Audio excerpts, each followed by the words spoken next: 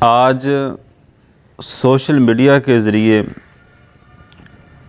لوگوں میں اس قدر گمراہی پھیل چکی ہے،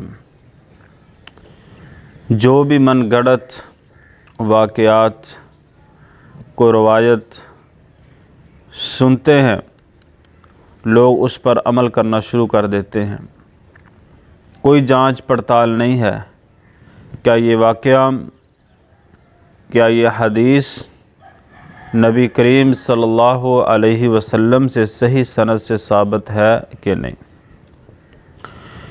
میں نے سنا ہے رزق کے حوالے سے لوگ ایسی من گھڑت روایات اور ایسے لوگوں کے سامنے واقعہ بیان کیا جاتے ہیں جس کا قرآن و حدیث سے کوئی تعلق نہیں ہے، اور پھر وہ ایسے الٹ وظیفے لوگوں کو بتلاتے ہیں جس سے رزق تو کیا سکون بھی چلا جاتا ہے۔ تو جتنی دیر تک ہم قرآن و حدیث سے صحیح احادیث، صحیح دعائیں اور صحیح واقعات کو سن کر اس پر عمل نہیں کریں گے، اتنی دیر تک کوئی مسئلہ حل نہیں ہوگا۔ آئیے غور کیجئے، نبی کریم صلی اللہ علیہ وسلم کے پاس کوئی بھی نیا مسلمان ہونے کے لیے، اسلام میں داخل ہونے کے لیے شخص آتا، آپ علیہ السلام اس کو کلمہ پڑھاتے، دائرہ اسلام میں داخل کرتے تو سب سے پہلے نماز سکھلاتے، اور نماز میں یہ دعا نبی علیہ السلام ایک ایک لفظ ان کو یاد کرواتے۔ وہ دعا کون سی ہے؟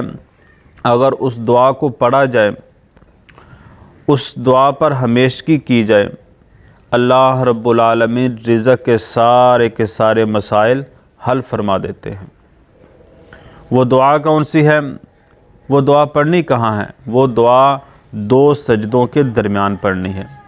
نماز ادا کر رہے ہیں، پہلا سجدہ کیا، سجدہ کرنے کے بعد جب آپ نے بیٹھنا ہے تو اس وقت یہ دعا پڑھنی ہے۔ دعا پڑھ کے پھر دوسرا سجدہ کرنا ہے۔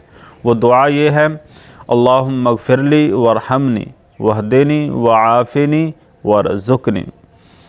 تو جو بندہ یہ دعا پڑھتا ہے، اللہ رب العالمین اس پر رحم بھی فرماتے ہیں، عافیت بھی عطا فرماتے ہیں، ہدایت بھی عطا فرماتے ہیں، اور اس سے بڑھ کر کے پاکیزہ رزق عطا فرماتے ہیں۔